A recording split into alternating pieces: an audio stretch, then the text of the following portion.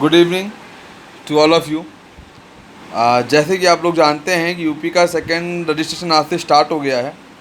इस रजिस्ट्रेशन में कुछ बातें हैं जो बहुत इंपॉर्टेंट हैं, जो आप लोगों को पता होनी बहुत ज़्यादा आवश्यक है। जैसे कि जब आपका ऑनलाइन रजिस्ट्रेशन होगा और जब आप वेरिफिकेशन के लिए वहाँ जाएंगे, वेरिफिकेशन के बाद अगर आपको सेकेंड राउंड में चॉइस फिलिंग करनी है तो आपको वहाँ पे 2 लाख रुपए का डीटी जमा करना होगा एज ए सिक्योरिटी।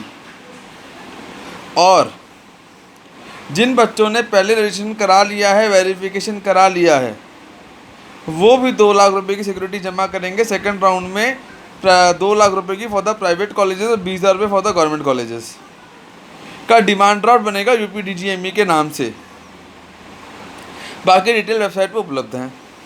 9 तारीख से लेके 12 तारीख तक ये प्रक्रिया चलेगी। यूपी में जितने भी सेंटर्स थे जहाँ पे वेरिफिकेशन हुआ, वहाँ जाके आपको 2 लाख रुपए की धनराशि का demand draft as a security के तौर पे जमा कराना चाहिए। उसके बाद ही आप काउंसलिंग में अपेयर करेंगे और आप होंगे। एक बात है, अगर आपको कॉलेज अलॉट हो जाता है और आप कॉलेज नहीं लेते हैं तो 2 लाख रुपए सिक्योरिटी आपको नहीं मिलेगी। लेकिन अगर 23 तारीख को हम मॉपअप राउंड में ऑनलाइन एप्लीकेशन करते हैं और 25-26 को वेरिफिकेशन करा के सीट ले लेते हैं तो उसमें भी किसी तरह की कोई बुराई नहीं है। तो अभी देखिए, अभी बहुत स्टेट्स की सेकंड राउंड की काउंसलिंग तो मॉपअप्स बचे हुए हैं जहाँ की फीसेस कम हैं। जो बच्चों के अच्छे नंबर हैं या जो जिनके थोड़े कम नंबर हैं या जो चाहते हैं जिनकी फीसेस थोड़ी कम हो जाएँ या कुछ हल्का हो जाए, तो इसीलिए उम्मीद करें कि मॉपअप तक जो 32 कॉलेज गवर्नमेंट ने बाढ़ किए थे उसमें से कुछ कॉलेजेस की संभावना हो सकती है कि आ जाएं, लेकिन फ़िलहाल वो 32 कॉलेज एकदम बाढ़ हैं। और जो लोग इसमें एडमिशन ले रहे हैं वो गलत है, उसमें एडमिशन ना लें। एक बात और, डीम्ड यूनिवर्सिटीज़ में बहुत सारे पेरेंट्स ने, बहुत सारे बच्चों ने इधर उधर की बात सुन के, बिना किसी की बात, किसी भी इस फील्ड से या इस बारे में जानकर किसी भी काउंसलर या कंसल्टेंट या किसी की भी बिना मदद लिए या किसी से बिना पूछे कुछ कॉलेजेस भर दिए। जिन कॉलेजेस की फीसेस बहुत महंगी हैं, जिन कॉलेजेस अच्छे नहीं हैं, जिन कॉलेजों में लास्ट ईयर भी वैकेंट रह गई, वो भर दिए। अब वो माँ बाप इसीलिए परेशान हैं कि क्या करें। उनके कहने से भर दिया भाई साहब, उनके कहने से, किसी के कहने से आपने भर दिया। सवाल आपके बच्चे की ज़िंदगी का है ना। आप ऐसे ही अपना रैंक और अपने नंबर नहीं वेस्ट कर सकते। एक बात बताइए, जो कॉलेजेस की फीसेस बहुत महंगी हैं, हिंदुस्तान में कितने लोग हैं जो इतना हाई पे अफोर्ड कर सकते हैं? कुल 2 या 3% लोग हैं जो इतना अफोर्ड कर सकते हैं।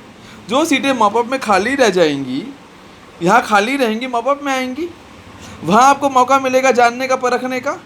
आज हम सेकेंड वीक ऑफ द अगस्त की शुरुआत में हैं, कल राखी है। अभी लगभग पूरा देखा जाए तो लगभग 20 से 25 दिन का वक्त बचा हुआ है जब हम चीज़ों को वॉच आउट और लुक आफ्टर कर सकते हैं।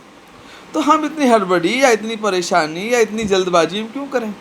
एक बात और है, डीन में जिसका अलॉटमेंट हो गया है, हो जाता है और वो कॉलेज नहीं लेता है तो वो डीम्ड काउंसलिंग से बाहर हो जाएगा। और जो बच्चा डीम्ड काउंसलिंग में कॉलेज ज्वाइन कर लेता है और एडमिशन छोड़ देता है, वो पूरी इंडिया की काउंसलिंग से बाहर हो जाएगा।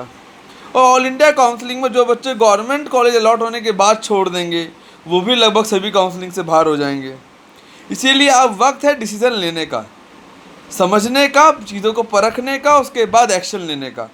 इसीलिए जो भी करें, जैसे भी करें, सोच समझ के, ध्यान दे के, चीज़ों को एक बार अच्छे से एवलाइज करके, कैलकुलेट करके तब करें।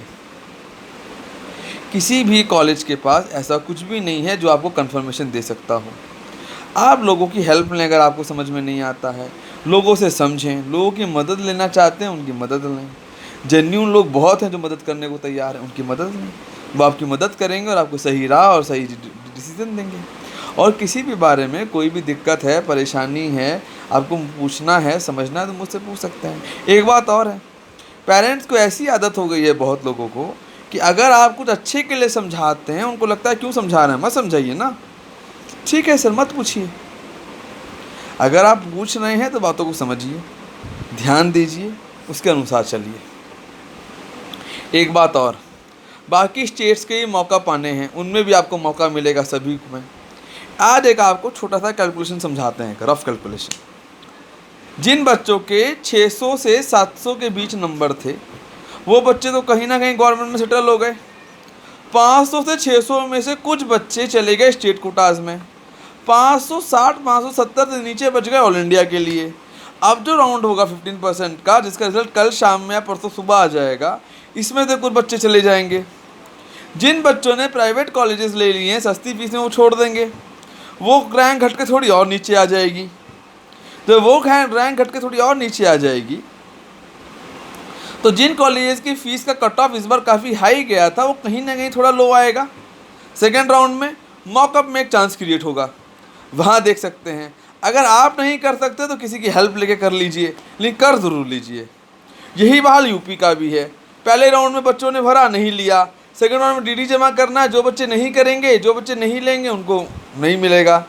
ठीक है, मौका है 23 तारीख को, उसमें तो चांस ले सकते हैं। कहीं नहीं होगा, 23 तो पिक्चर क्लियर हो ही जाएगी। उत्तराखंड, यूपी, उत्तराखंड, एमपी, कर्नाटका, सबका क्लियर हो जाएगा।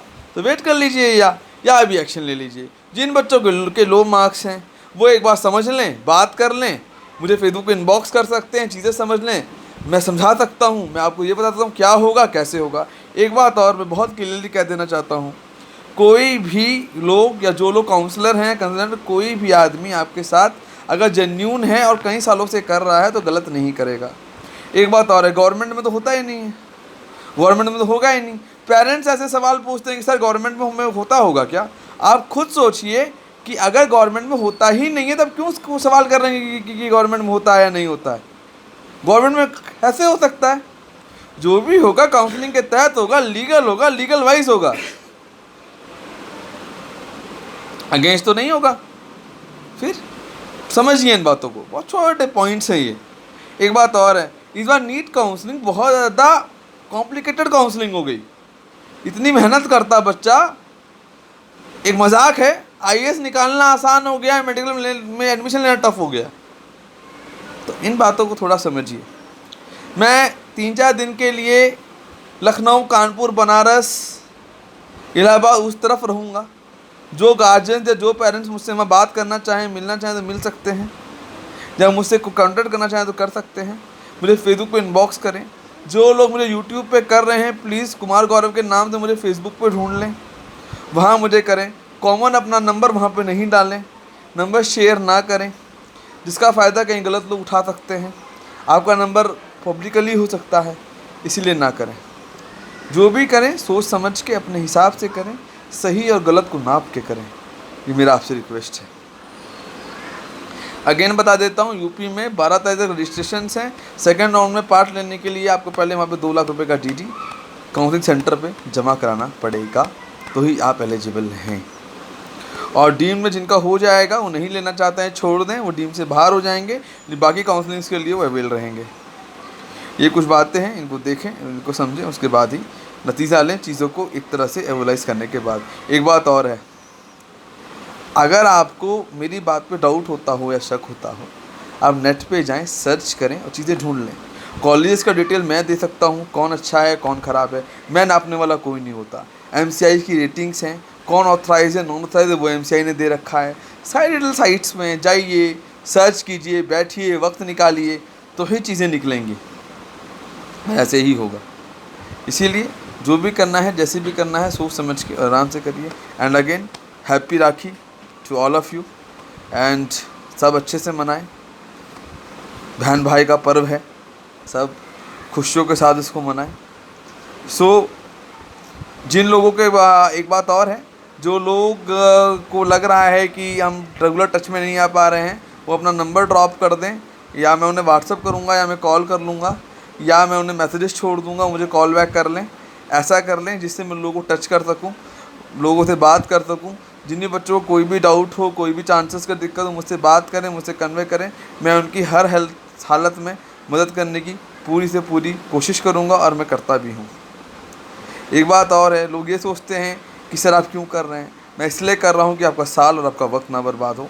हाँ, ऐसा लोगों के साथ हुआ है, ऐसा लोगों के साथ होता है, बस इसीलिए। Thank you so much, bye.